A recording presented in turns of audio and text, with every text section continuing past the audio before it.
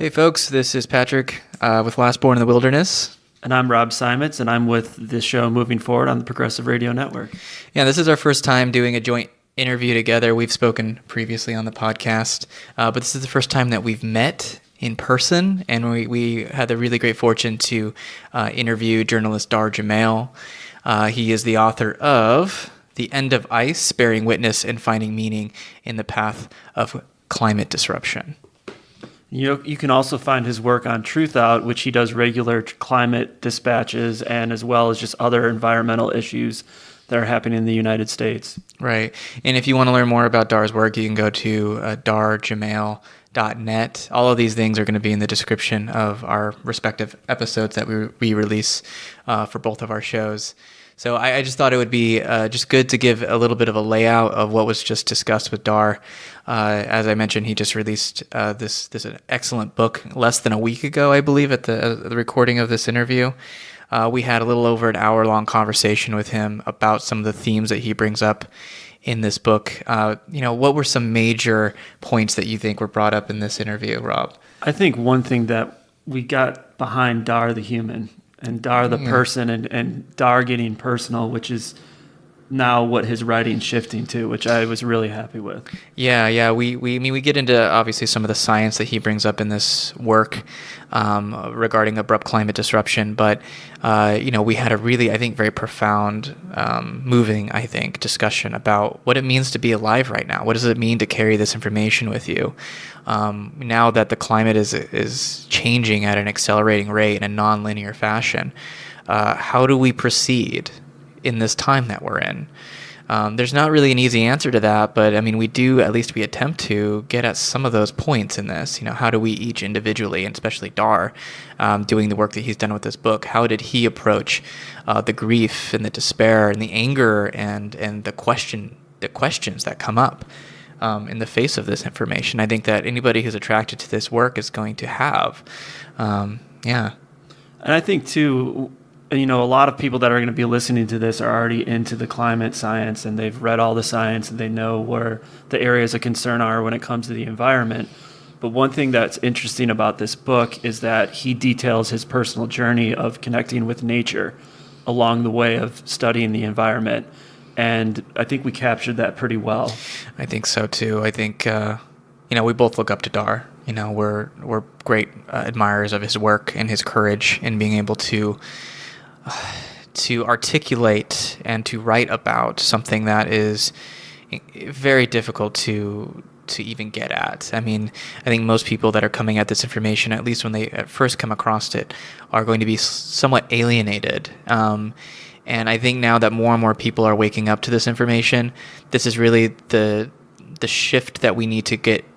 The shift that is currently underway for a lot of people is finding the others, finding other people like Rob and I have found each other through our work that we've done, and of course finding Dahr's work and all the other people that we have been very fortunate in getting to know as a result of putting out our voices, our work into the world with Rob, your amazing writings you do for Counterpunch, and just my podcast here, and of course with your show on PRN. We've had the great fortune of meeting some incredibly beautiful human beings that are grappling with the same very deep questions that come up when we look at the information that, say, Dahr is bringing up, and others as well. Another point I want to say real quick is that, Dahr talks about his experience of talking with scientists from all over the world, completely different bioregions, whether it's all the way up in Alaska or down in the Amazon forest. He also mentioned in the talk last night at Powell's Books that we went to the work that scientists are doing at the coral reefs down and off of the coast of Australia. There's massive changes underway, and as scientists are trying to grapple with these big questions, they're personally dealing with these as well. So I think that those points were really brought up in this discussion. And one thing too with Dahr, with you, is that, and what I try to do with my show is try to offer people a way to move forward. And I think we really addressed that, and just not making it such even the smallest action is a big action. I think that was addressed too. I think people enjoy that. And, just a shifting of priorities. I think we tried to all touch on how our priorities in life have shifted after we found out this information. So I hope that anyone who listens to this, they can think about what they're doing with their life, what they've done, and maybe make some changes for them to put them in a better place with what's going to be happening in the future. I think one thing that is so profoundly sad in this discussion, and what we discussed regarding all of these catastrophic changes that are underway right now, is learning how to say goodbye to these places. That is really the sacred work that Dahr is asking of us, and what I think, if we could point to any message that climate change is asking us as individuals and as a collective, is how do we grow up, and how do we learn to take responsibility for the time that we're in? Not to put blame on any particular person or anything in particular, but it's just growing up as a species, growing up as a culture, and growing up as individuals, and facing this information on its own terms. That is the very unique and difficult challenge that has been presented to us. And Dahr, if there's anybody out there that is able to communicate this information, it's Dahr Jamail. He does such an amazing job doing that. So it was really a great honor for both of us, not only to meet each other finally. We know we're both here in Portland, Oregon. We were able to have Dahr come over and do this interview with us, but obviously meeting each other, but also having the opportunity to meet someone like Dahr. It was really a beautiful experience, and I'm so happy that we both can share this with the world. So thank you for listening and watching. Yeah, thank you. Thank you for all the support that you've provided us over. I've been doing this the past year and a half. I know you've been doing it for a lot longer. So a little bit. Yeah. So, thank you to everyone that listens, and hopefully you can take some of what Dahr says and spread that message to others in your life. Yeah. And I'll show this book one more time, The End of Ice. It is really worth picking up. Again, it's probably at every major bookstore at this point, but you can, of course, buy it at the publisher's website, and other, obviously, larger websites. You could probably find this book and purchase a copy there. I'll put links to Dahr's website, his Truth Out profile, where you can read his updates on climate and other happenings in politics and other current events at Truth Out. I'll put a link to all of that, and you'll obviously be doing the same down in the description of each of our respective releases of this episode. So, Rob, it's been a great pleasure to have this time to do this joint interview. It's been surreal, and I'm glad that we made it happen. It's a beautiful thing. So thank you all for tuning in. And here's our joint interview with Dahr Jamail. So I just want to first thank you, Dahr, for doing this. We've been planning this for a couple months maybe at this point. I don't know. I think we talked about this maybe with the last interview we did with the live podcast that I did back at the end of October. And Rob, of course, we've been wanting to meet, and then, of course, figuring this all out has been an interesting process. But I'm really happy that we're all sitting in the same room together. It's slightly surreal when you read somebody's work for, again, years, as we were saying before this, that we've been reading your work for years. I've talked to Rob previously on the podcast. I've talked to you. So just hearing your voice. Then last night we saw you were at Powell's Books. You did a book release there. You signed some books. You did a talk. It was a really powerful talk. I could feel the energy in the room as everything you went over, the scientific information and things that you've explored in your book, traveling around the world, observing abrupt climate disruption in real time, and talking with scientists about it. That really, I could really feel that energy. Like I said before, you're so good at communicating those ideas and those feelings that, again, it's a great pleasure. It's a great honor that all of us could be sitting here today. And with this little dog here as well. Our emotional support dog. Yep. Yeah, emotional. There you go. Yeah. Could you speak in the microphone one more time? Yeah. Okay. How's that coming through? It's coming through. Okay. Yeah. Just want to make sure. Sorry, one more time. Yeah. Dahr talking with you here. Hopefully that's coming through all right. Yep. Okay. All right. Okay. Just want to make sure. That would suck. Yeah. No, I've done that. Yeah, I understand. That's like my worst fear. One time, I don't know if you've heard of Stephen Jenkinson before. He's in my book. He's in your book? Oh, yeah. That's beautiful. I'm excited. I haven't gone through yet. I just bought your book last night. But Stephen Jenkinson, when I spoke with him for the first time earlier last year, I had an audio glitch. His audio was completely lost. And this feeling just like, oh shit. I was interviewing the president of Lebanon once during when the Israel-Lebanon war in 2006, and literally in person, and was like 2/3 of the way through the interview and looked down, and it wasn't on. It wasn't recording. Yes. So I understand. Always good to check. Well, that's worse. Yeah. No, I don't know. Yeah. Jenkinson's Important amazing interview. I mean, like when I talked to him the first time, I mean, there was definitely a moment where I'm like, I don't know how to proceed. You stunned me with whatever you said. Somehow the way you articulated those thoughts and those feelings just stunned me. So anyway, so everything's working. So that's good. But yeah, last night you really touched on some really beautiful topics and the difficulty of communicating those ideas. I imagine. I just want to know how are you feeling? I know you've been traveling a little bit, talking about this book. It just came out last week. You are speaking on behalf of, I think, so many scientists, so many people that are becoming aware of this information. I think they often feel alienated at first, like I've felt. I'm sure, Rob, you felt that way as well. Absolutely. And you, I'm sure there's that initial alienation that comes because you feel, am I crazy? Mm-hmm. Well, the name of your podcast is perfect for that. Yeah. It's, I guess, intentionally a little ambiguous, but people kind of get that feeling from the title of it, and so I'm glad that. So I guess just like how are you doing personally? How are you doing with conveying this information to, I think, a wider audience than I think most people have been able to do up to this point? Yeah, I'm feeling a lot of things. Actually, this has been a very, very emotional time for me. And I think it's less to do with the fact that the book's finally out, because this is the end of a multi-year project that has happily consumed my life. And it's been a lot of work, definitely a labor of love. But I think a lot of my feeling comes from just the evolution that the book and the information and the process in it, and coming to terms with the stark reality of these times, coupled with then, I think, the mandated evolution that has to happen for me, and I think for all of us as we go forward now, accepting, living in this climate disrupted world and, the hard realities that are upon us. And also, I think the simultaneous evolution, and so I'm walking around with this constant sadness for the planet.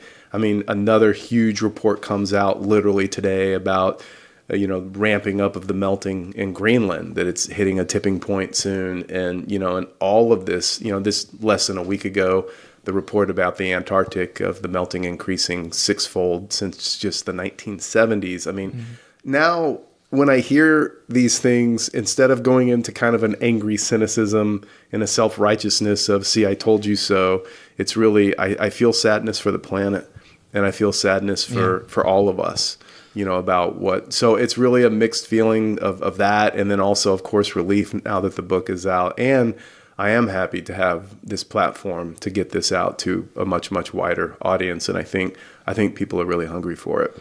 Yeah. I think when I watched you being interviewed on CBS, it was a great moment. I felt like it was somebody who's one of us is out there speaking, and finally one of our voices is being on mainstream media, which was unbelievable to me.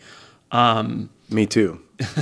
And one thing I noticed in your writings now is you're getting much more personal about your story, how you're dealing with it, how we need to deal with it, as opposed to just spitting out the science and, hey, that's it.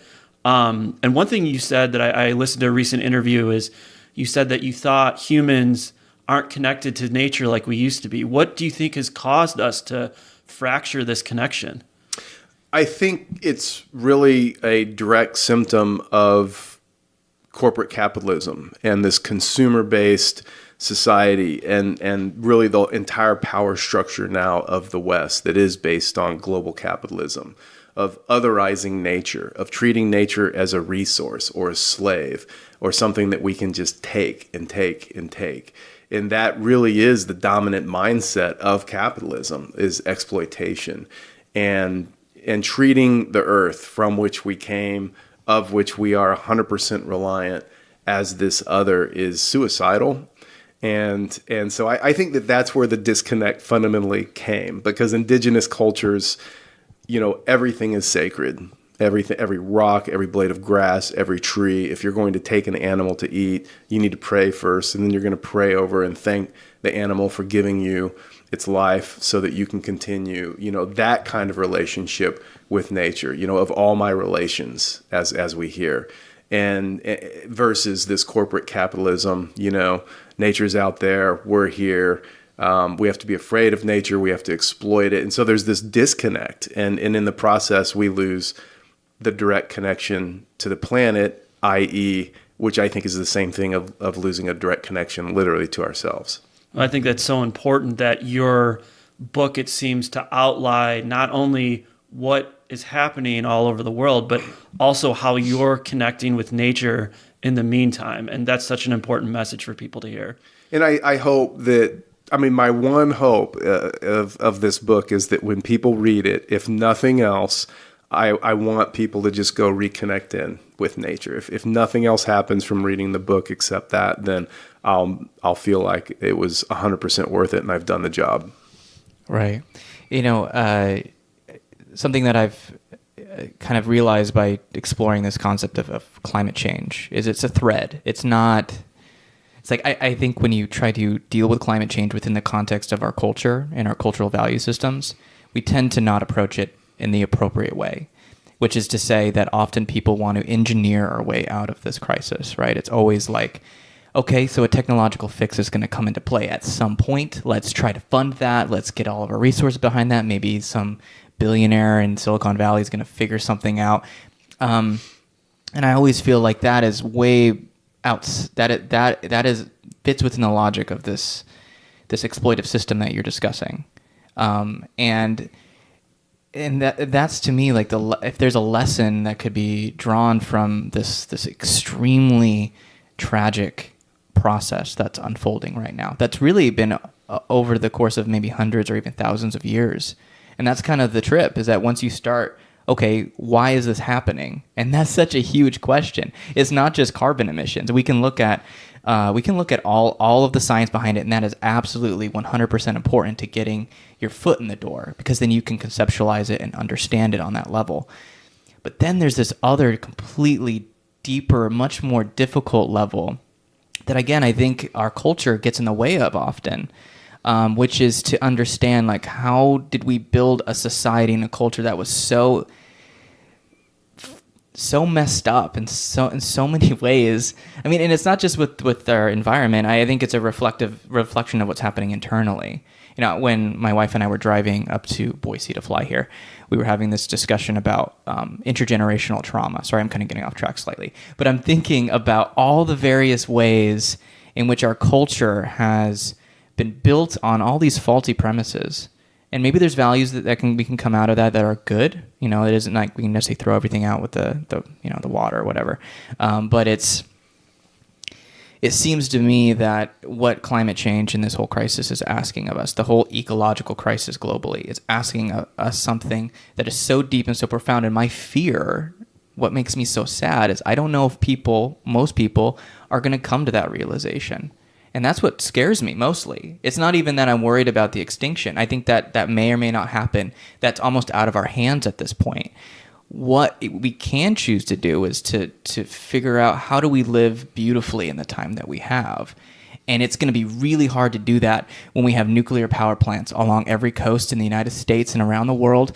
We have ridiculous political institutions and a corporate capitalist mindset that runs the economy. Do you know what I mean? Like, it's so overwhelming, and this podcast has been almost a blessing and a curse in that way. I understand. I feel exactly the same about my climate writing online and working on this book. And it's I think what you just articulated is evidence of kind of this simultaneous world living that I think all of us have to engage in now. That, here we are sitting here in a comfortable place, having this conversation. It's warm, we're dry, we have our needs met right now, and with the simultaneous knowledge that already there's people living on coasts that are having to leave, they're flooding, climate change is upon them. If you lived in Paradise, California, places where you've already lost everything. Like they're already living in the climate disrupted future that the rest of us who haven't experienced a direct extreme weather event that's completely altered our lives, we haven't gotten there yet. So for us, there's still this, and for a lot of the culture, there's still this, well, it's not here yet, it's in the future, it's out there. And yet for increasing numbers of people around the world, these numbers are increasing daily, it's here. They're living in what we perceive to be this future. And yet at the same time, those of us that have watched this coming and really understand it deeply, I feel like we're getting a chance to kind of emotionally process it. Like we're on borrowed time and we're getting to let this sink in before these extreme weather events hit us. And in some sense, in my case, for example, even in the Pacific Northwest with the smoke in the summers from the wildfires, the acidifying oceans that's already hitting the shellfish industries up here, it is already starting to happen. And it's how do you live in all these worlds simultaneously, and then, the reality is, I will leave this interview and get in my car and drive back home. Yeah. And this is quite the psychological tight-roping that I think all of us have to live in. And for me, it forces the issue of evolve, like spiritually I have to evolve and constantly be talking to people about what's going on and processing grief and sharing it, and laughing and crying and understanding that, yeah, this is a really, truly mad time to be on the planet. I can't imagine a more intense time to be on this planet than right now. Yeah. Well, and it seems like, too, a lot of people, they call this the Anthropocene. And I know in your writings you use the term ACD, anthropogenic climate disruption. And it's all this definition of, well, what does the Anthropocene mean? And what do we do in this time? And I feel like this is an age where we're going to have to learn to say goodbye. And we are going to have to get out in nature to say goodbye properly. And it was a talk you were interviewed on Counterpunch Radio a couple months back. And I remember you were wondering aloud, are there people that are making calculated decisions on where to move based off of what's happening with climate change? And I'm one of those people who did. I lived in Florida, and after Hurricane Irma came, it just missed me, and me and my wife looked at each other and said, never again. And we moved out here, and I was almost in denial that this was a global situation. I came out here, and you see pictures of Oregon. I'd never really been. It's beautiful, but the silence was deafening. I haven't connected with wildlife here yet like I did in Florida. But you got to find the silver linings. Like you talked about last night when you were diving the Great Barrier Reef, there's areas where it's bleached, but there's areas where it's not. And the one silver lining I've found so far is there's this hill called Mimaloos Hills. It's about 60 miles down, and in the spring there's just flowers everywhere, and you see bees everywhere pollinating the flowers. It's just beautiful. And if we're aware of these things, we're going to be able to say goodbye to that properly. So do you feel like you've been able to do that this book has kind of chronicled those moments for you? I do. I feel like the book provided me with this extraordinary privilege of getting to go to these amazing places in the world like the Amazon, the Great Barrier Reef, Glacier National Park, Utqiagvik, Alaska, formerly known as Barrow, all these really incredible places that are changing before our very eyes, and in a lot of ways, many of them are going away. I mean, like, there is no question that the entirety of South Florida will be underwater well before I die. No question. If you look at what's happening already in the melting of Greenland and the Antarctic, and going to these places fully cognizant of all the science and what's happening and what's projected, and knowing that no government on the earth is reacting the way it should be in the face of this crisis. And so a lot of these places, like when I was at the Great Barrier Reef, I really felt like, I don't see myself coming back here. I don't know when it's going to happen. I intend to phase out flying altogether. And I literally had this experience where I felt like I was saying goodbye to the reef, and I wrote about that in the book. And I feel like that's a tremendous pleasure. And then at the same time, again, here's like, how many worlds do we need to try to live in simultaneously? Also appreciating the beauty and just being with it, because it's still here. It's still here, and we don't know when it will go away completely. In the case of the Great Barrier Reef, it looks like it's single-digit years at this point for sure. Well, for sure in quotes. It certainly looks that way, but it's still here. And so for me, when I'm writing a hard article about the climate and I get overwhelmed and I can step outside of my house and it's surrounded by a bunch of big Doug firs and hemlocks and cedars and just be with the trees and just find solace in that. Like, they're still here and I'm still here, and just like I've been saying now on tour, what's coming up, it's like, well, if you're still here, I can still be here, and that's also reason to keep doing whatever I can, regardless of the outlook of how bleak it is, how intensely it feels like we're doomed at times, that regardless, I still feel morally obliged to do everything I can to try to help take care of the planet, because we don't know for sure what's going to happen. And even if we did, I would still get up and try to do the right thing, simply because, I want to go out on my feet and I want to have dignity and I want to be in right relations with the planet. I've tried to use sports terms in my writing to try to get people to connect to that. And one term I used in regards to this situation is that we need to be gunslingers. When you think of someone who's like, for football, he's a quarterback, he's a gunslinger, he'll take these big chances to win the game. And to me, the game we're trying to win right now is a little bit more time with nature. And, maybe it does go away, and for sure there's nothing we can control. But if we were to be gunslingers with the environment and with the planet in mind, maybe we'd have a little bit more time with some of this stuff and not neglect it like we have. That's the painful part. Yeah. I recently interviewed a couple people, Will Falk, who's an environmental activist and a lawyer, a former lawyer. I think he's still a lawyer technically. But he talked about his time visiting the Unistoten camp in the Wet'suwet'en Nation up in so-called British Columbia. And his experience of being on that land, helping build a bunkhouse, which is a part of the Unistoten camp now. And then I also interviewed Dr. Carla Tate, who I think she's program director of the Indigenous Healing Center at the Unistoten camp. So she's a member of that nation. And, I'm pretty sure that Will Falk and I'm pretty sure Carla Tate and all these people that are living on that territory that are fighting, standing in the way of the pipeline project up in that region. In the recent breaching of territory that happened with the Canadian Mounted Police, that all those people are fully aware, I imagine, on some level of what's happening on the planet on a global scale. But they still see the sacredness of what they've been able to protect. They see the value of the non-human life that exists in that territory. And what would happen if this pipeline was built? I mean, even if in the best case scenario there were no spills, let's say there was no leaks, nothing, it would still be an ecologically devastating project on that alone. And they're willing to put their bodies in the way, and they built structures in the way, and they had that camp. While it is, partly there to stand in the way of this pipeline project, these various proposed pipelines.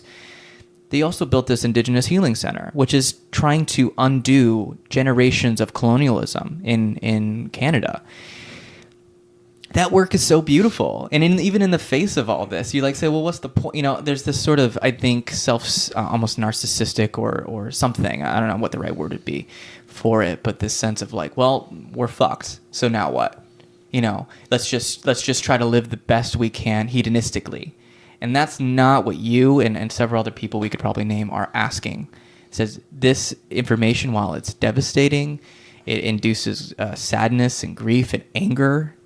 That's not the mature response. Right. And we can look to indigenous cultures, not to put them on this, pedestal, to idealize them, but to look to other cultures that have a much more healthy culture, much more healthy way of viewing their relationship with the natural world. And even in the face of this, they're acting with dignity and maturity. And that to me is what makes me so viscerally angry when I see shit like that happen in Canada, where they're trying to still build these pipelines. I'm like, how insane! I'm sorry, I just get mad thinking about it, and that's why I really wanted to cover that subject on the podcast. So, Anyway, I'll hand it over to you. But like, what did you learn in your travels in various cultures, various societies, different contexts of how they're grappling with this information? That's actually very well put, Patrick. And one of the people I met while working on this book, and he's in my last chapter, is Stan Rushworth. He's a teacher, an author, a healer, and an elder of Cherokee descent. And he pointed out to me in response to that point that in the West, we have this idea of human rights. What are my rights? And in indigenous cultures, they have moral obligations to future generations and to Earth. And so as we grow up and mature and continue to evolve, I think that should, at least in theory, deepen our commitment to those two moral obligations.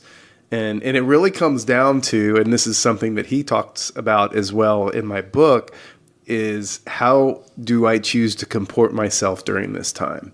That even if everything is lost, and if absolutely humans are going extinct, and all the worst case scenarios come true, that doesn't change the fact that I still want to keep taking care and being a steward of land where I live, of different species, and still trying to do the right thing and help in any way that I can. It's simply how I want to go out. And it's simply how I want to live my life, however long I have.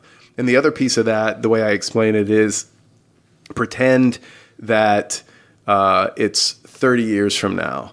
And let's say Rob's child comes up to me and says, wow, you were on the planet in 2019 and there was still Arctic sea ice and there were still glaciers in the lower 48. And there was, the Amazon was still largely intact and there was all this. And now most of that, if not all of it's gone. And you knew all this was coming. What did you do in 2019? I want to be able to say, I effing did everything that I could, and part of that's selfish so that I can cover my own ass. But then part of it is selfless. It's, I would put my body down if it was going to save a couple of other species. Mm-hmm. And I want to live my life in a way that shows that my priority is living in right relation to the earth. And this book was a profound experience of bringing people like Stan into my life to give me that information literally as I was writing the conclusion, because I had no idea how to conclude this book. With the devastating science that's in it, I had no idea.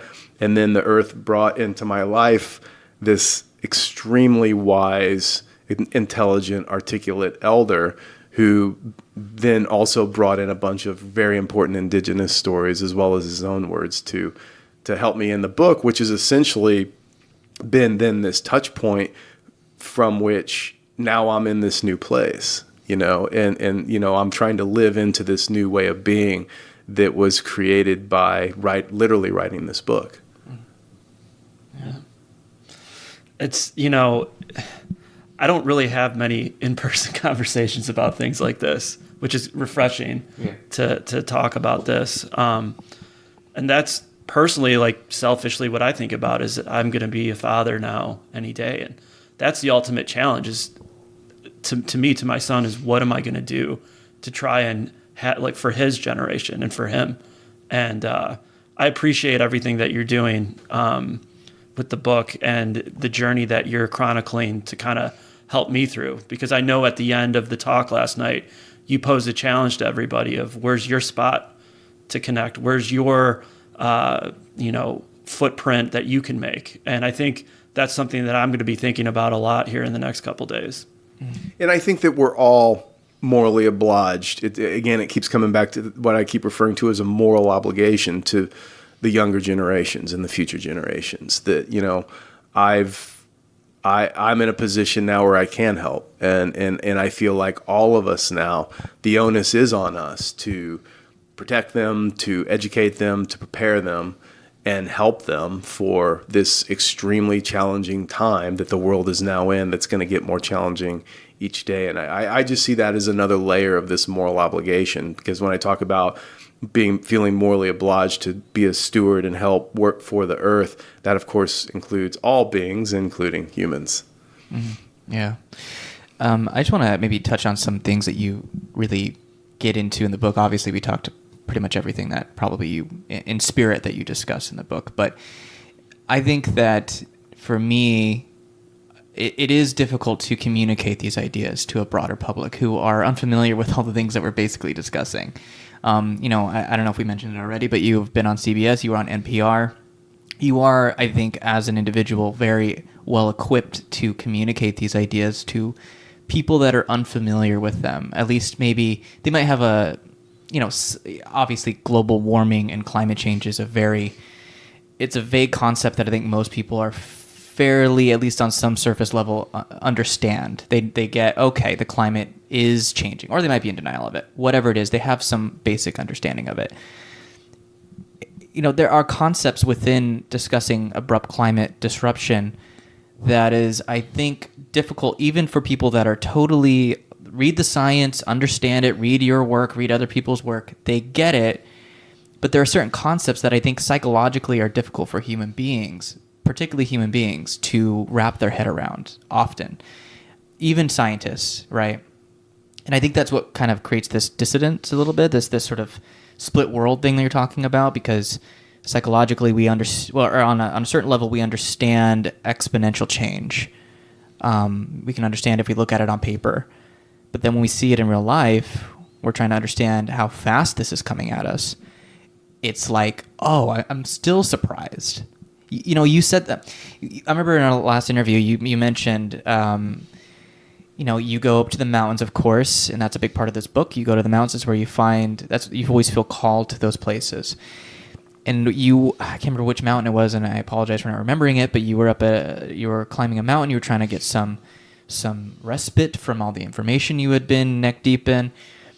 You get up there, and there were these wildfires here in the West this past summer, and there was so much smoke, even where you were at, that you were having respiratory issues up in this place that you thought would be kind of untouched by that. Yeah.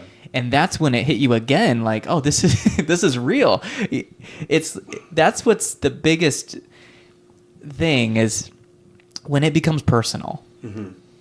When it becomes something that hits us deeply. So I guess maybe to frame this within a real question for you would be, what are some of the concepts within abrupt climate disruption that are maybe really difficult to communicate to unfamiliar people that are unfamiliar with it? Well, it's, as you mentioned, it's the nonlinear feedback loops. I mean, it's really, really hard for the human brain to grasp exponential change. And the simplest way to put it, first of all, talking about these feedback loops, just square one, the most famous one that I think most people have heard of is that when the Arctic sea ice was intact, in the Arctic summer sea ice, it reflected about 95% of the solar radiation back into space. As it thins and melts, more of that radiation is being absorbed by the Arctic Ocean, which then warms faster, which then melts the ice faster, which then reflects less heat. More of it goes into the ocean, et cetera, et cetera, et cetera. So that's a feedback loop. Mm-hmm. Positive feedback loop, runaway feedback loop, however you want to phrase it. And a simpler way, the simplest way actually to put that, Dr. Dan Faegre, a USGS research scientist and Glacier National Park, put it that, talking about feedback loops, the more something happens, the more it happens. Yeah. Which is essentially it. So as the oceans warm, there's more coral bleaching, there's more melting of the Antarctic ice sheets from below, which causes more sea level rise, which then is, if there's higher seas, then it's going to melt more of the ice, which is going to melt faster, which is going to raise the seas, et cetera, et cetera, et cetera. So, and now at present, some scientists believe that there's as many as over 60 feedback loops that have already been kicked in. We don't know exactly what the number is for sure, but it is something that former NASA scientist James Hansen warned a long time ago, that once we hit 1C should have been the limit. If we were serious about really trying to slow down or stop or avert climate catastrophe, he warned quite a few years ago that 1C is the limit. And we have to remember that this 1.5C and this 2C stuff that's been bantered around in the Paris Climate Accords and the IPCC and the UN Environment Program, that these are politically agreed upon goals. These are not based on science. The scientific goal, according to Hansen, was 1C, and we've already passed it, and that's why we already see so many of these feedback loops that have kicked in. Mm-hmm. Yeah, so it's the exponential change that's extremely challenging to communicate to people. I think that's partly, again, it's the psychology of human beings, I think, but it's also the unfortunate fact of how it's been communicated to the public up to this point. I think we have this idea of global warming. This is, okay, the sea levels will slowly rise a little bit at a time. We can adapt and change to those incremental changes. And what you're saying, what others are saying, the changes are so rapid that nothing, not just human beings. I mean, we think we're so clever, you know. That's a mythology of our culture, I think, that we can engineer our way out of these scenarios. But this is the same for all other life on the planet as well, which takes on, you know, a profound despair when you think that this isn't just about, this is the human-centric quality of a lot of these conversations that people have about abrupt climate change. It's like, we can live without those other life forms. We can figure it out. If we can just figure out how to build a bunker or something for the rich to live in, or, you know, there's this delusional mindset. Like there was an article that came out last year from Douglas Rushkoff, and I interviewed him about it. It was an article called Survival of the Richest, or Survival of the Rich. He talked about how he got invited to this private meeting with 5 very wealthy guys, and they're like, so in this worst case scenario where the event happens, how are we going to make sure that we have security guards to protect us? How are we going to make sure that we have food and blah, blah, blah? And he's like, first of all, you're asking the wrong question. You're asking how can we maintain things as they are where you're still on top, and that's just not going to be the equation.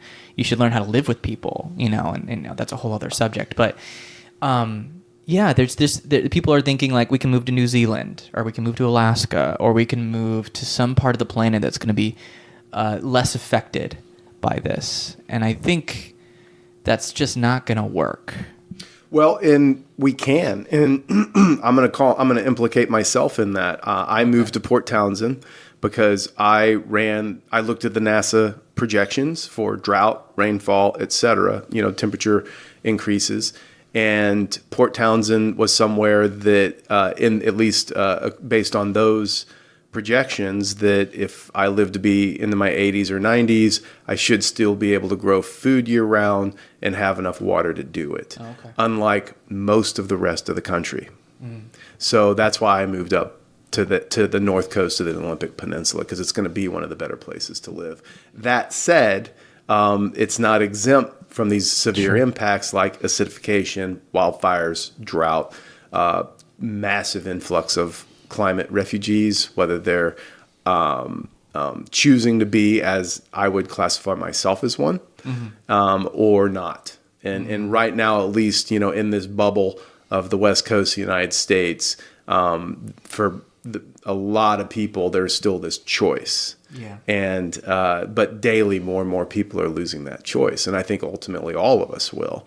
The question is just, what does that look like? But I think really getting down to the core of what you were just talking about is that part of the myth of this human supremacist culture of the West is that we're in charge, and that we have. That we are somehow in charge of what's happening. And we're not, and we never were. And, we're this little thing. We're not God. And nature is so much bigger and more powerful than us. And those of us that go out regularly are reminded of that every time we go out into nature. Go stand on a mountain and, right nearby where an avalanche is released. And, and you're going to get perspective real quick. Or be in a huge, powerful storm in a tent, and remember your right place in things. And instead, this idea that, I think these examples of moving to New Zealand and building a bunker and having guards and food stores and ways to have clean air and water and all this, that's just this end stage of running that dead, old, dated program out to the end of, I'm going to stay in control to the very end in my bunker. It's like, well, yeah, enjoy your canned beans when there's no air to breathe, and that's really going to be the end stage of that, as opposed to what we were talking about earlier is, I'd rather go out and be with nature. And when it's time to go, it's time to go, but I'm not going to go inside some bunker eating canned beans. It doesn't seem worth it at that point. Well, we're definitely going to move to where you are. We're going to start a commune, and we're just going to live off the land. I think this is a great thing. I think we can do this. Yeah, I mean, I'm only a couple more hours north. I'm in. Yeah, we'll make it work. Yeah. Come on up. Got a big garden going. One thing I'm wondering, and it's really a question for both of you, because, I just write and do a radio show. I haven't gone out in public and given a talk like both of you have. And this, how do we communicate? Do you think that when we communicate these things, it taps into our fear of the unknown, like the fear of death? Mm-hmm. We don't know what that's going to do to us. This mystery of we don't know how to do as much as we used to. A couple hundred years ago, we had to take care of ourselves a lot more. Where now, I feel like with capitalism has made us specialists. Like, how would I survive if there's no power, no water? That unknown. Do you think that kind of is a barrier that is hard to get over with some people? Well, this is specifically why I brought Stephen Jenkinson also into my last chapter. And for those who aren't aware of him, it'd be a great time to become acquainted with his work. Yeah. Author, storyteller, musician, speaker, brilliant thinker and feeler. And he's a guy who worked in the palliative care industry for decades, helping people die. And he talks and writes very articulately about this Western culture's complete denial of death. Like the medical system, for example, being set up to, we're not going to question whether we should or should not keep someone who's 89 and riddled with cancer and writhing in pain alive as long as possible. That's just what we're going to do because we can't let them die. And there's this phobia of death. And I think that that's driving a lot of the denialism. Obviously the climate deniers, but even on the left, that there's going to be some techno fix, there's going to be some billionaire that's going to come up with something that's going to save us or, whatever, instead of just accepting the fact that we're in the sixth mass extinction. Special extinction is happening at 1,000 times greater than the normal background rate. We're losing between 150 and 200 different species every single day. And the odds are certainly today looking like we may well be on the way out ourselves as a species. And you have to process through a whole lot of feelings to get finally down to acceptance that, yeah, okay, well, it's obvious. We all know we're all going to die at some point, but accepting the fact that it might be sooner than we think and then coming to peace with that. But in so doing, it really revitalizes or highlights like this moment. We have this now. Kind of like we were talking about earlier, we can still go be out in nature. We can still go be on a glacier. We can still go be in a beautiful, untouched forest. And let's do that. We still can do that today. And that becomes that much more exquisite when we know that those systems might not be there in just a few years. So it's really bringing that death awareness into everything. And not that I'm walking around thinking about death all the time, but once you really accept it, then, the gratitude for being alive and being able to be out in nature today is that much more profound, I think. I was just thinking, this just came to my mind. It's a strange thought, but there's this, it's almost a cliche, but this idea that, we come from the natural world. We are a part of this universe. We are able to perceive, we're conscious beings. We're able to see and experience the universe, and we are the universe itself, right? So we're kind of observing ourselves, if that makes any kind of sense, because everything is interconnected, right? So when you kind of let that sink in, and that everything is changing like we're seeing as a result of a sick culture, I would say, right? The value systems of a sick culture that... Very sick culture. Very sick. And, there's a whole historical process that we could probably spend another couple hours talking about. We don't have to do that. That's not important right now. But like when that sinks in, you think, well, then how would I in this time be the most grateful for what nature has allowed us, has given us to observe and to be a part of? Which is strange to think about, because if everything is being wasted, obviously we took a wrong turn somewhere, I guess, collectively. But for those of us that are watching this interview, that are participating in it right now, that are coming into this information, and you think, well, what the hell do I do? There's not an easy answer. Everybody's going to have their own way of coming about it. For me, it was doing all this stuff, that we're doing now. But thinking like, what would what is the most beautiful way that we could possibly experience this time that we're in? And it's by, being as present as possible. And this is where it gets tricky because, again, we still have to exist in this paradigm that we're in. We're still going to drive our car. I still have to go to my job when we go back to my hometown, go back to work and deal with stupid customers again. No offense to those people, but whatever. I have to do that. I have to do the thing. And for me, Rob, that's the most challenging thing. I mean, yeah, we're in a capitalist economy. We're specialized. We all have these skills sets made specifically to serve certain interests that are not about living beautifully, that are not about connection. And I have a really hard time with that. I have, it comes in waves. And I think that to me is the most difficult thing for me personally is like, I want to get away from all that in the time that we have. I want to live as beautifully as I can with my wife, with my family, with my, be outside. And I'm not doing very well at that right now, considering how busy I am with this project all the time. And I think about how ironic and twisted that is. By my concern about these things, I'm actually not doing the things that I'm recommending people do. But most of us are in that situation. I mean, right now with the book out, being on tour, and working full time for Truth Out, I'm in that situation.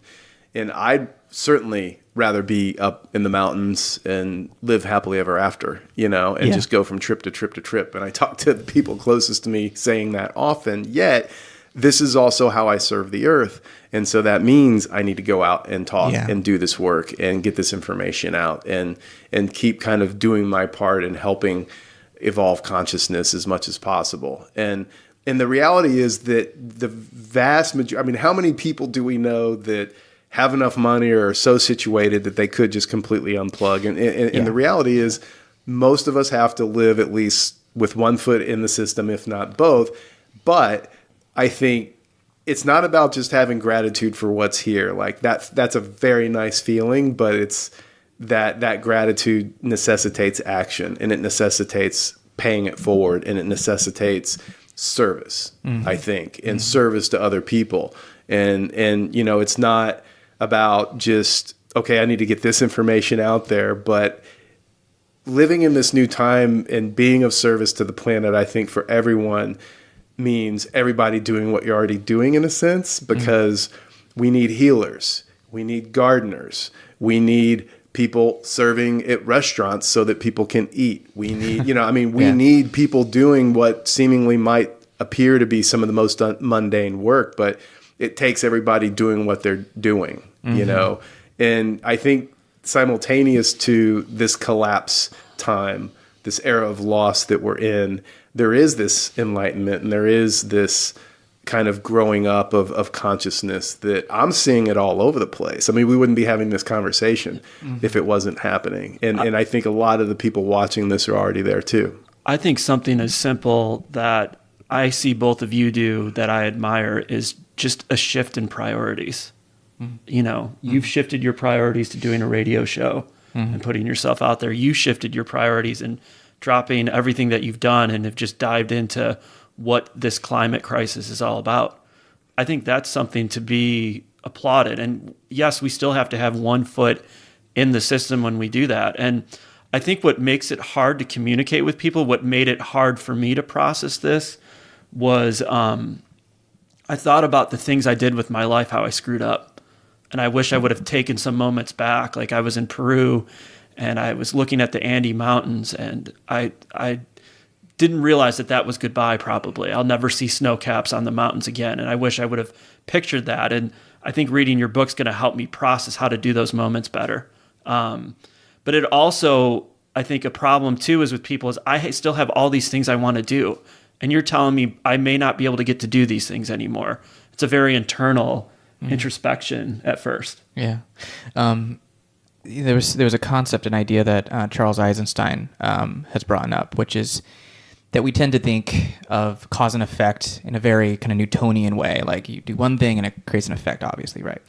Very, very basic thing. But he was kind of pointing to how the how do you phrase it? It was like the matrix of causality is not how we always perceive it to be, which is to say that the smallest, most beautiful actions that don't seem important on this global scale are actually just as important as the people out there protesting or out there trying to make massive global changes. So why, it is just as important, if not more important, to take care of your dying mother, and being with her in her last moments. Well, that moment is sacred, and that moment is important for you and for her.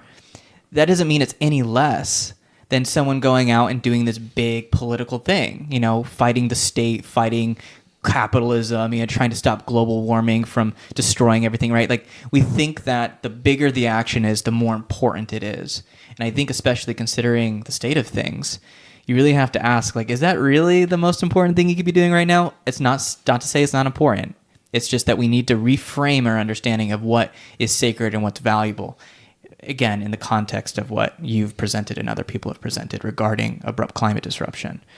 And I think that's what I've been really had to reassess my position in my life. Like, getting, so invested and almost obsessed with researching, finding new people, doing all this stuff, trying to bring this awareness and trying to get this podcast to be bigger or whatever, it's not about that. People are going to be attracted to this information if they're already there. I had this, I'm not going to talk about it. I had this thing with the guy and I realized at this point, like, why did I talk to this person? Why did I give him the time of day? It's not about trying to convince people anymore. It's like the information is there. If people want to see it, they can. If not, I can't do anything for you. Find those that matter to you and invest your love and your time into that. Mm-hmm. And I think that's, if anything, when you talk to these scientists in this book, when you did your talk last night, that was what was really profound, is that they're supposed to, they are very objective people. They're looking at the objective evidence, but they love what they're studying. Mm-hmm. The gentleman, I can't remember his name, that was in the Amazon. Dr. Thomas Lovejoy. Yeah, he loves the forest. He loves it, like, deeply. He was called to that place. Mm-hmm. But he's researching it, and he's bringing this information to light, too. And that, to me, is like, that's what it should be about. And his love expressed itself in founding these different camps. Mm-hmm. In the one camp I went to, Camp 41, which is the most famous of, I think it's at least 7 of them, mm-hmm. That one camp alone has produced over 700 published peer-reviewed scientific studies. Wow. That's his expression of that love. And I think that's a model for all of us, that, I love this place, whatever it is. I have this gratitude to get to experience it. Now, how am I going to show that? Mm-hmm. Yeah. And you show that in the book, right? That's one thing that I found so interesting in your talk last night, is I figure a lot of people that are going to be talking to you are going to be talking to you about glaciers, sea level rise. But the fact that you were in that camp and you felt like you became the forest. Could you tell us a little bit more about that experience? Yeah, that was actually the first time in public last night at my reading at Powell's that I talked about that. And I'm actually really glad that was a powerful and meaningful talk for me, and it was also taped for alternative radio, so it will air, and I'm grateful for that. Because being in the Amazon, and I've had a kind of a similar experience, but different in the mountains with them. But in the Amazon, I'd never been there, and we lived in this open air camp. There's no walls. You sleep in a hammock with a mosquito net underneath a little tin roof. And the people there visiting the camp, everyone's just lined up in their hammocks, and you eat meals together at these picnic tables, and then you go on these jungle walks and you get to talk to these scientists. And so you really start having an intimate relationship with this place. And the most amazing thing happened was all these people from all over the world. I knew one of these people going there, the Barbara, who helped me work on and edit the book, came with me and actually helped arrange the whole trip. And aside from her, I didn't know anyone else. And by the end of just a few days together in this place, like, we were all completely integrated. And we were laughing and telling stories and listening to each other and learning. And I mean, it was amazing, because actually the last evening we were there, the last full night, we'd had this wonderful dinner with everyone. And it's interesting because not that long before that, Barbara and I had been in a situation on the West Coast in a group of a bunch of people. And there was like this kind of hyper identity politic fracturing that happened, and everybody turned against each other, and it created an extremely challenging, difficult situation. And unfortunately, it was expressed through a lot of the youth. And conversely, being in the Amazon, and there was a lot of young people in this group, and instead of kind of a disrespect and an anger at older generations and things like we had experienced at this place on the West Coast, there was this gratitude. And literally this young, I believe it was a 19-year-old boy from France, stood up and just thanked all of the older generations for doing things like preserving parts of the Amazon and doing our environmental work and awareness raising, and thanked everybody for all the work that we were doing.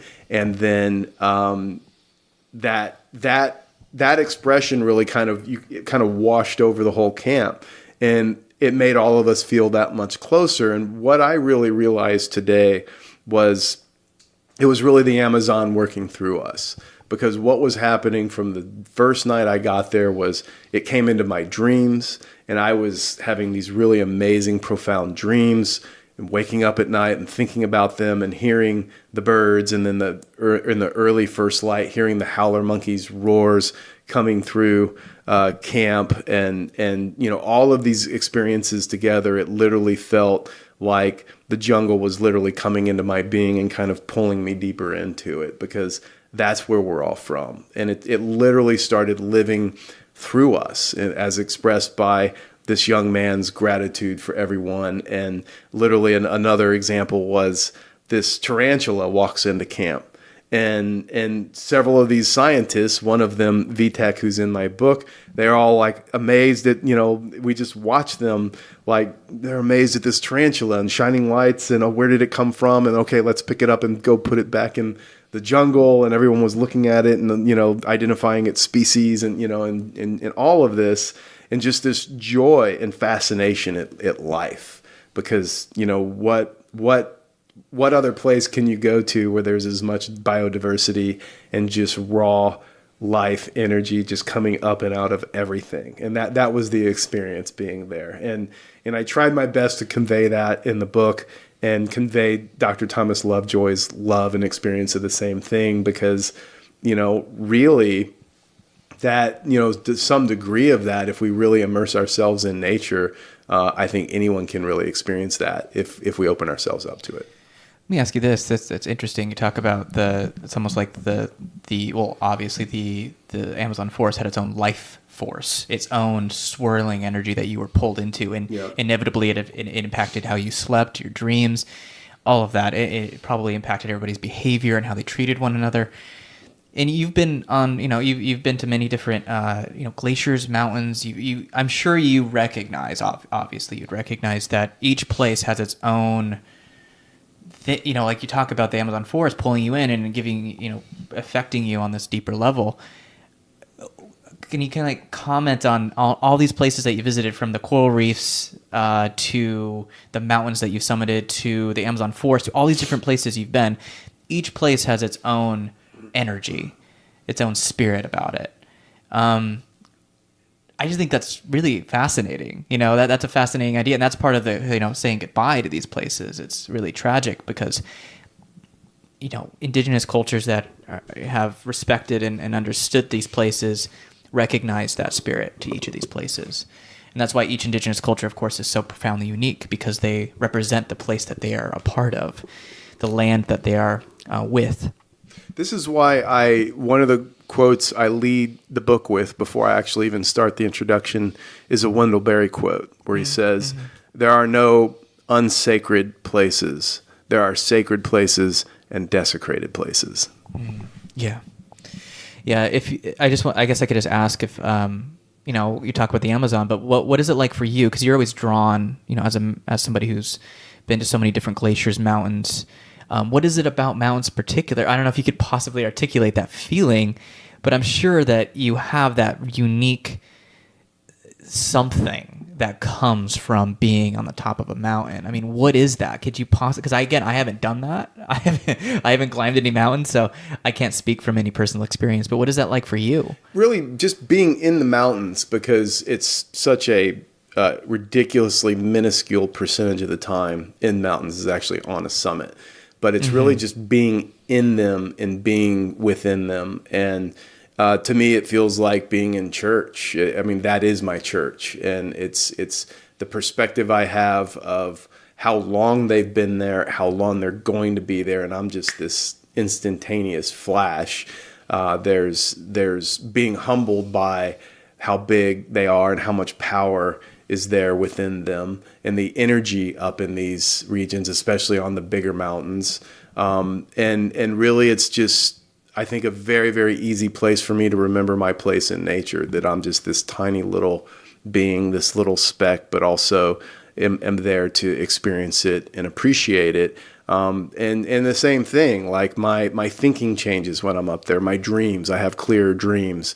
If I am needing clarity in some part of my life, I inevitably get it when I'm up there. And not because I'm searching for it, but just because by placing myself up there and out there, it comes. Mm-hmm. And then there's, of course, the obvious getting up higher on a mountain and summiting and being able to look out. And if it's a very, very big mountain, being able to kind of look down and see everything lower. There is that obvious perspective that comes with that, kind of a more global view on everything. And it just kind of helps me.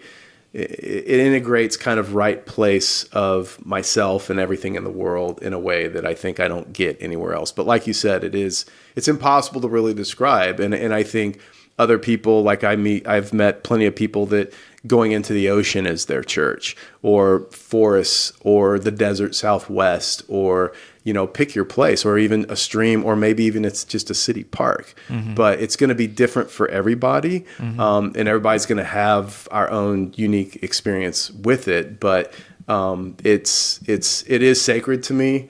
And it is a big component of my own personal spirituality, of just really, that's the easiest place for me to go and really connect back in with the earth / myself. Yeah.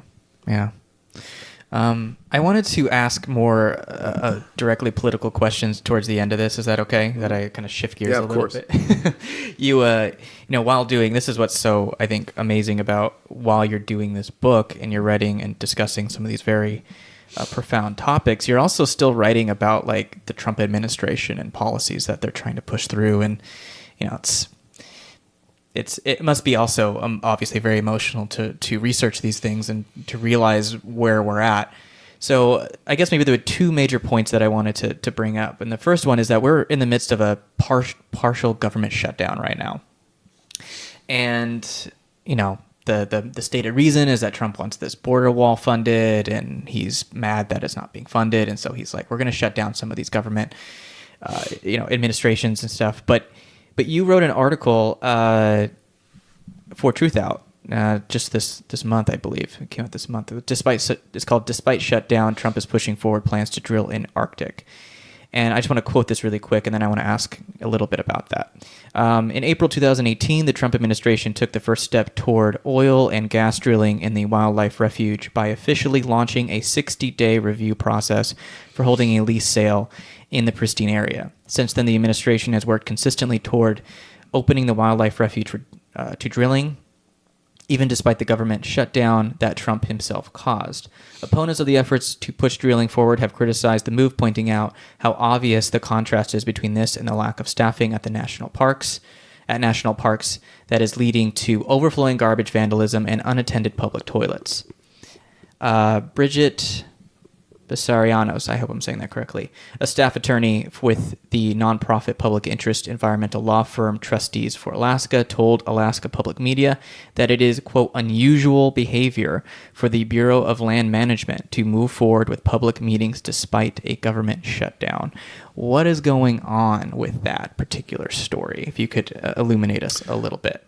Well, the overall component of it is that the Bureau of Land Management, which is under the Department of Interior, has been allowed to carry forward with holding public meetings to keep the process of opening the Arctic National Wildlife Refuge to drilling on track. So this so-called partial government shutdown, obviously from its advent, has been nothing more than a political tool. Sure. And the whole thing's been invented by this administration. And I think it's just another indication of the absolute in-game insanity of this culture that is, by design, eating the entire planet and itself along the way. It's utter, pure insanity. The opening the Arctic to drill at this stage of the game in the context of everything that we've just talked about is mind-bendingly insane. And having this infant as a president, this child who really is actually the absolute perfect symbol of the end stage of what this system produces, a entitled, infantilized, narcissistic, completely incapable of functioning on its own resources being. It's really mind-bending, but it's also the absolute perfect symbol. That is really what this culture produces. This dominant, sick, runaway corporate capitalist, global corporate capitalist culture.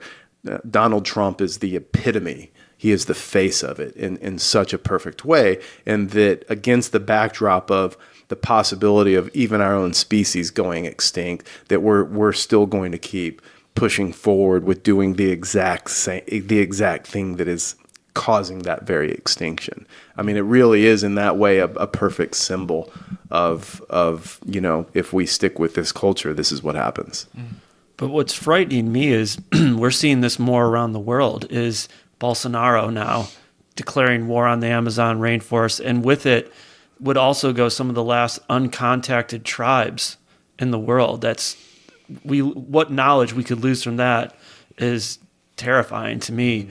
You have Vladimir Putin, who has been quoted as saying that climate change is happening, but it's not man-made.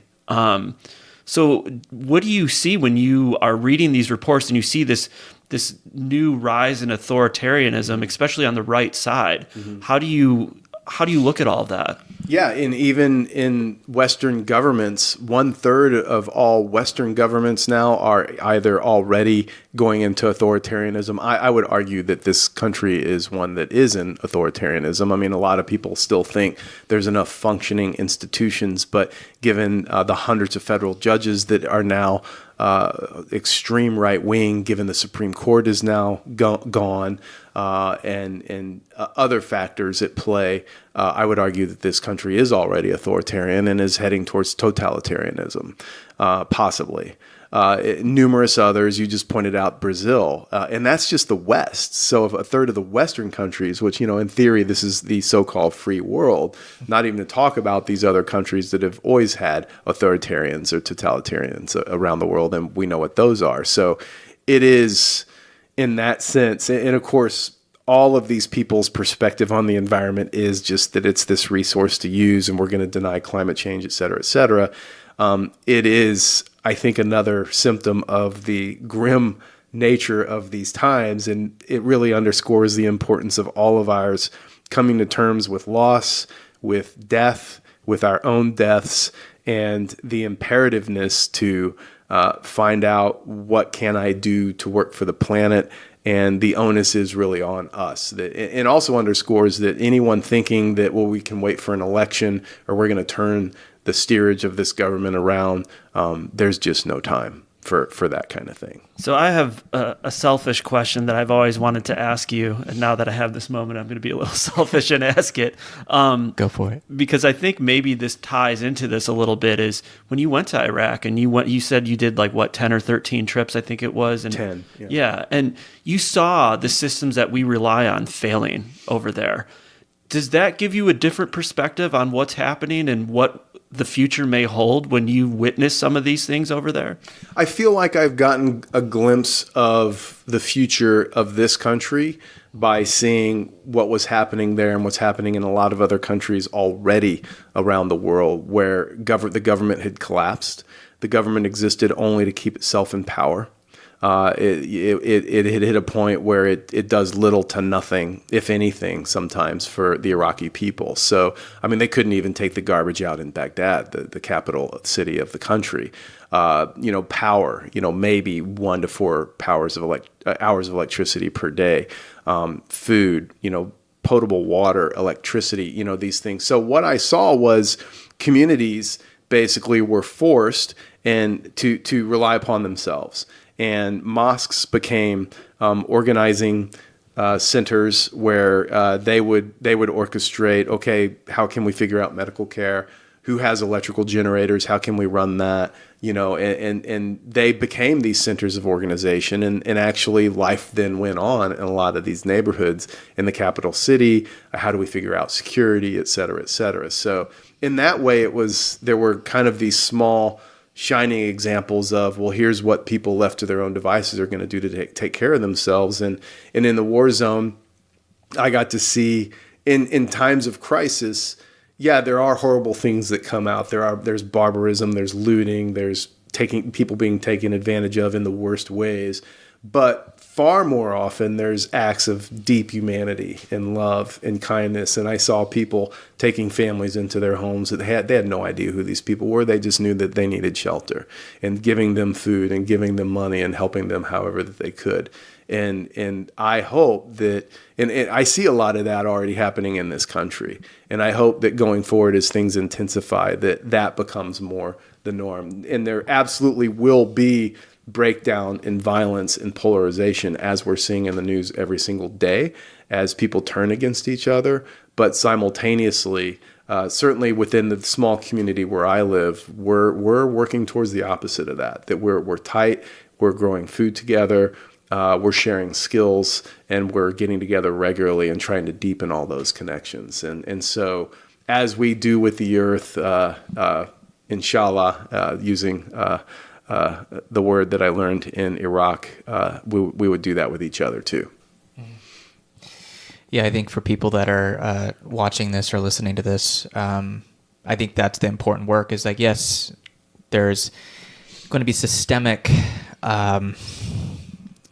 We're seeing our country, whatever that concept is, collapse. We are in collapse in this country, and if anyone doesn't understand that now, then stay tuned.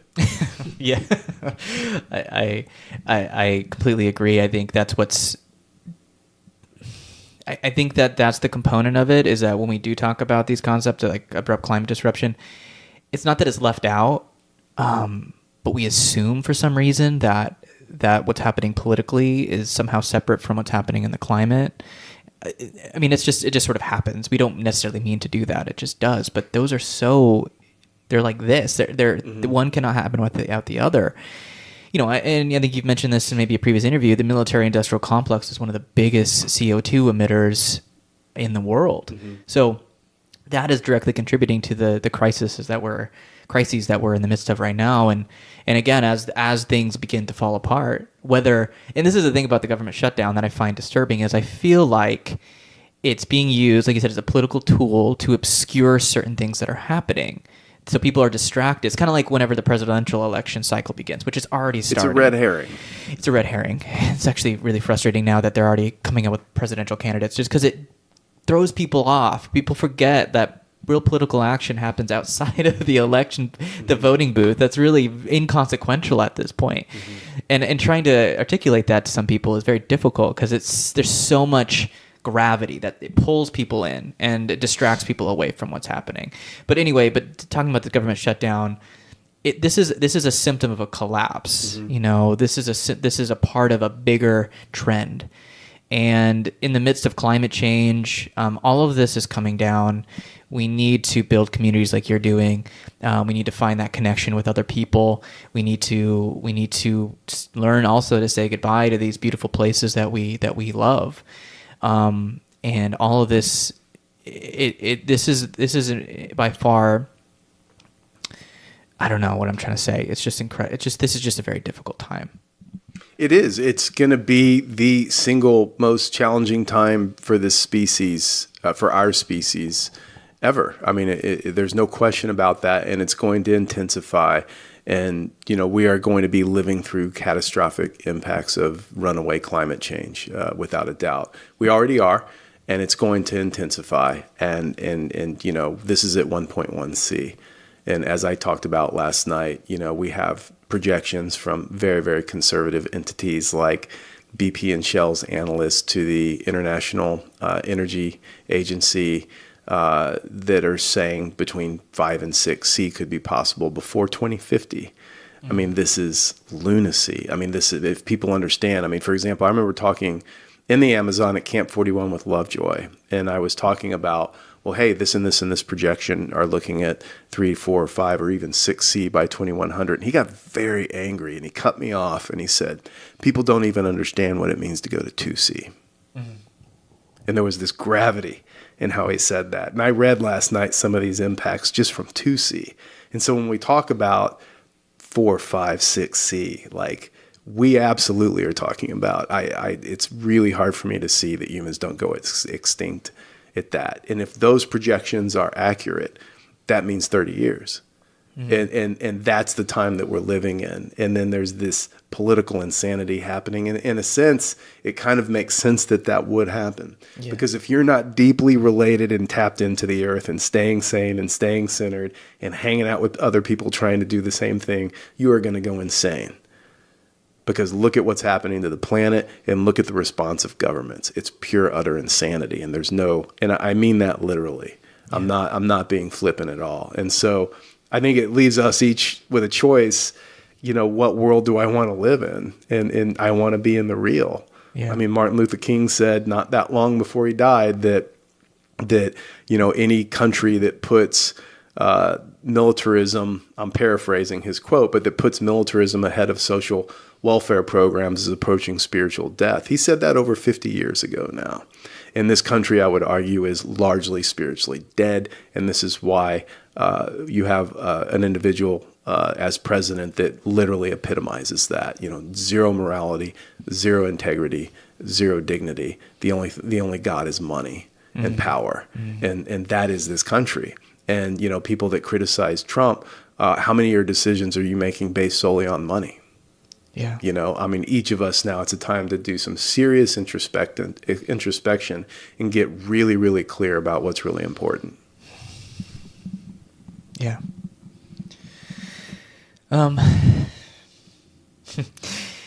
Rob, do you have any, before we wrap this whole thing up, we've been talking a little over an hour, so I think it's fair that we think we touched on everything that we both wanted to get to. Is there anything else that you would like to say before we kind of give more information about where to find out about Dahr's book? Just thank you. Thank you for taking the time and talking to us. It's surreal to talk to two people that I have tremendous respect for. I look at you like somebody that's a hero of mine, so I appreciate you taking that time out. Well, it's a real pleasure to get to have this conversation with you guys. And, this is the kind of discussion and thinking and openness that if this was a more healthy, functioning democracy would be, a nationally televised talk show, instead of the crap that is nationally televised, because this is what's real. And I'm just really grateful for the opportunity to have a conversation like this and get it out to some more folks, and to know that you guys are both out there doing the job too. Yeah. Well, Dahr, I'm really glad that we had this chance. Again, I mentioned it's surreal, but it's an incredibly beautiful thing to finally meet you. I do also admire your work and you as a human being. So I really sincerely thank you so much for helping work this plan out. We could finally meet, and it's been a beautiful experience. I thank you so much. Well, it's mutual. Thanks so much to both you guys. Let me just show this book. Hey, people buy this book, The End of Ice, Bearing Witness and Finding Meaning in the Path of Climate Disruption, by this amazing human being right here, Dahr Jamail. You write for Truth Out. You still, even in the midst of your book tour, you're releasing regular reports for Truth Out. So people, I will put links to his book where you can purchase it. I imagine it's going to be at every major bookstore, independent or otherwise. You could buy it online on Amazon. I wouldn't recommend it, but you can get it from the publisher, I'm sure. You can go to the publisher's website. I'll put a link to that down in the description of this episode. Rob and I think we may have mentioned, we're doing a joint release, so we're going to have it on his show moving forward on PRN. It's going to be on, of course, my podcast, Last Born in the Wilderness. And I have nothing else to say except thank you again, Dahr. I really greatly appreciate this experience. Thanks, you guys. Thank you.